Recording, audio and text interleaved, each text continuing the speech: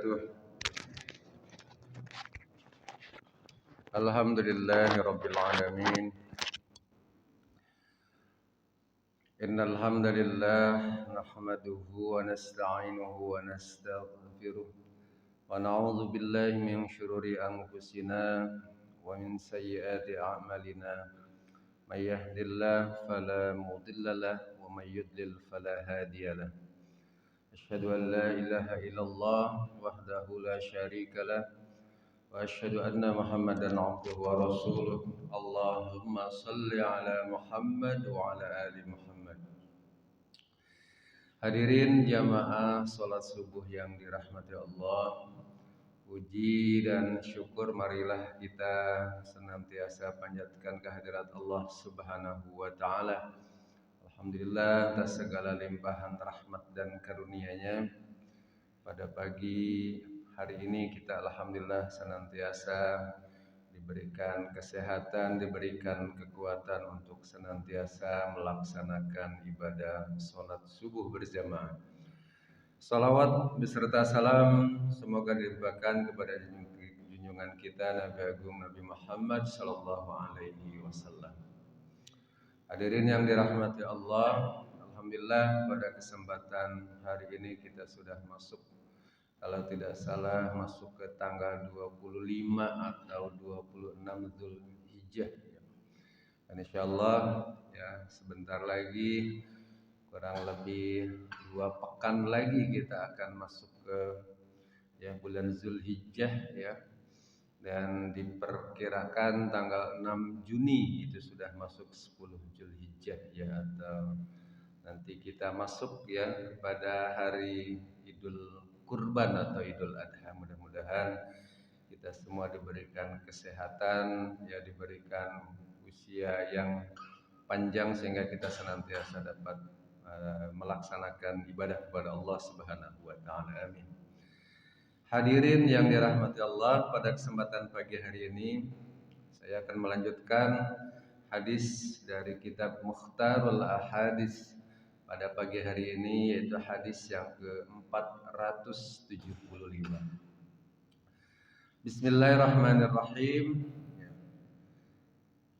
Tuftahu abwabus sama wa yustajabud du'a. Kata Nabi sallallahu alaihi wasallam, pintu-pintu langit, kata Nabi, itu dibuka dan doa dikabulkan. Ya, dikabulkan fi arba'ati mawatina. Wa yustajabud du'a'u fi arba'ati mawatina.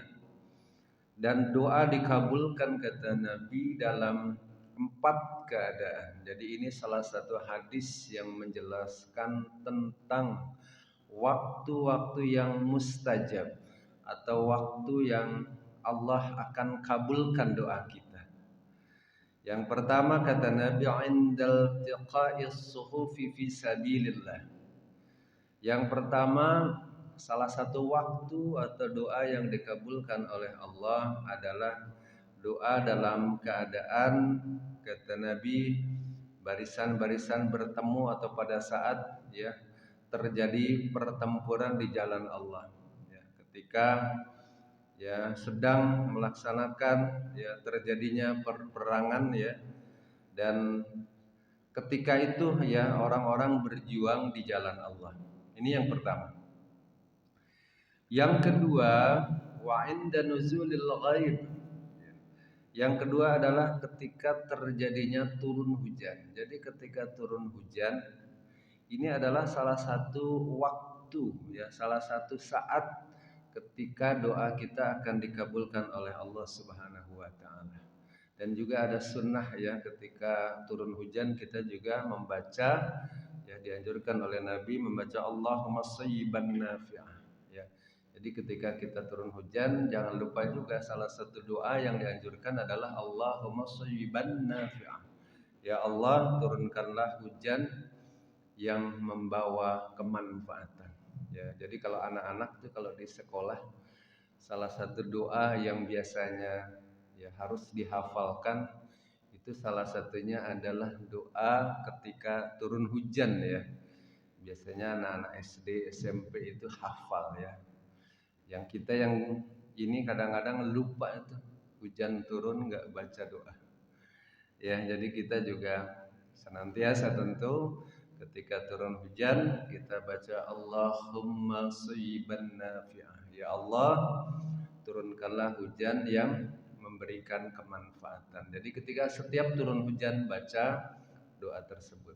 Dan ketika turun hujan itulah kata Nabi salah satu waktu yang memang disitulah doa akan dikabulkan atau ya doa saat-saat waktu yang mustajab, saat-saat waktu yang Allah akan mengabulkan doa kita. Itu adalah salah satu waktu yang mustajab untuk berdoa. Berikutnya kata Nabi wa inda iqamatis shalah. Ya. Dan ketika ya kata Nabi adalah ketika iqamat salat. Di hadis yang lain itu antara azan dan iqamah. Jadi waktu antara azan dan iqamah itu waktunya sebentar, sedikit. Tapi disitulah ada waktu yang mustajab untuk berdoa. Ya, jadi beberapa waktu yang mustajab itu dimanfaatkan oleh kita untuk memohon kepada Allah, untuk berdoa kepada Allah. Ya, kenapa? Karena waktu-waktu itu sangat sempit. Salah satunya adalah waktu jarak azan dan iqamah. Kalau tidak salah, kalau di kita di masjid itu jarak azan dan iqamah itu 5 menit. Ya, 5 menit. Ya memang kalau terlalu lama nanti ya dengan penuh kesibukan tentu sehingga diberikan jarak. Walaupun sebenarnya tidak ada aturan azan dan iqamah itu berapa menit. Kalau tidak salah Bang Rahman itu kalau subuh 10 menit ya, 10 menit ya. Artinya memberikan ruang ya untuk kita melaksanakan sholat sunnah ya. Juga adalah waktu di situ waktu mustajab yang bisa digunakan untuk berdoa.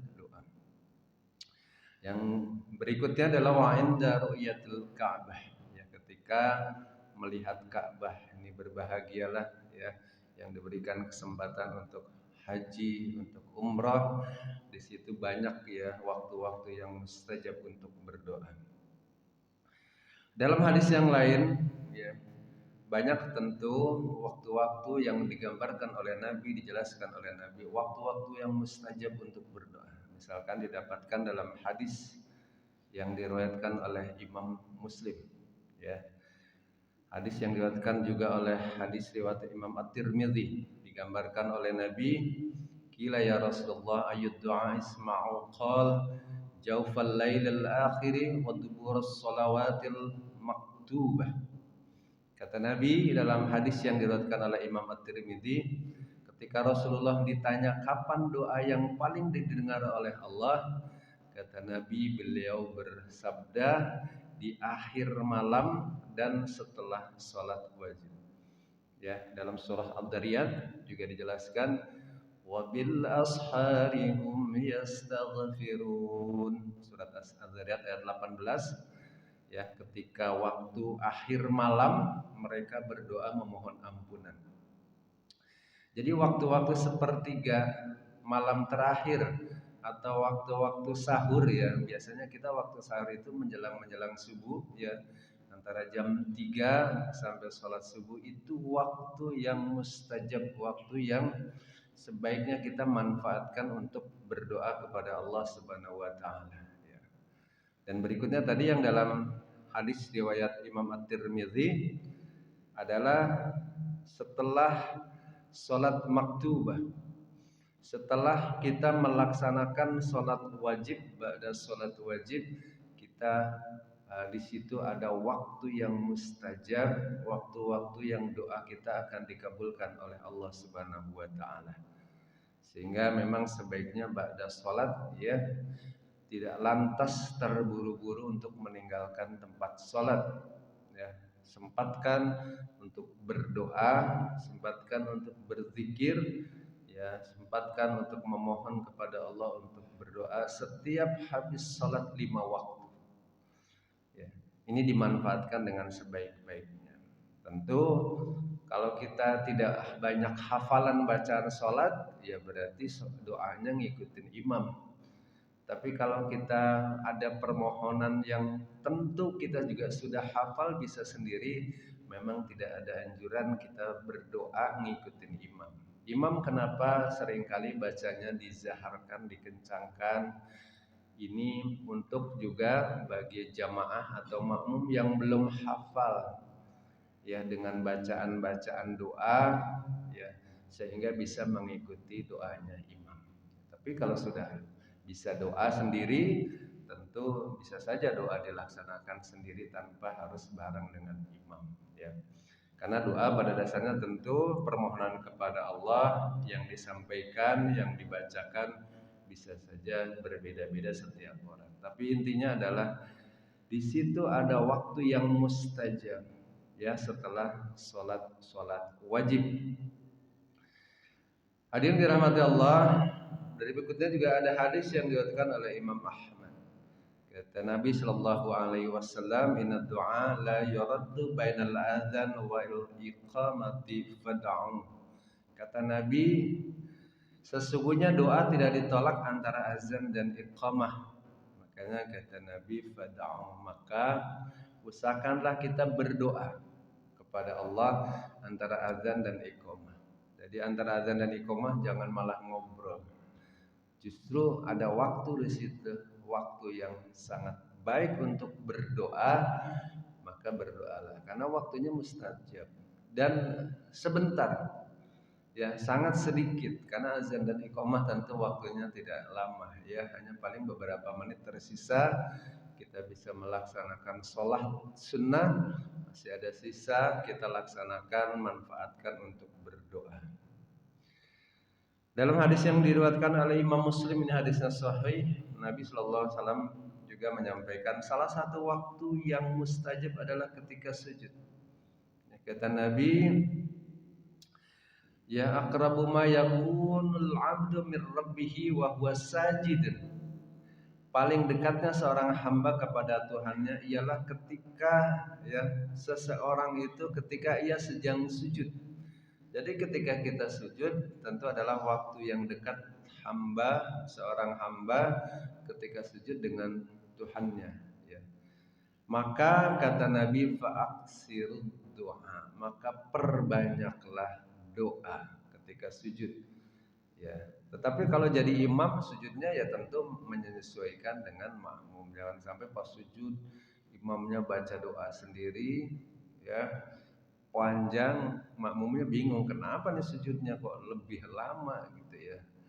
Dan menurut beberapa ulama, misalkan saya pernah ya mendapatkan penjelasan yang salah satunya dari ulama-ulama UAS, misalkan ketika sujud perbanyaklah doa, tapi bukan diucapkan, bukan dilisankan, di dalam hati ya keinginan kita ketika sholat. Karena dalam sholat nggak boleh nambah-nambah bacaan ya, bacaan yang dibaca adalah doa sujud, tetapi ketika ada doa yang ingin disampaikan ya maka di dalam hati kita.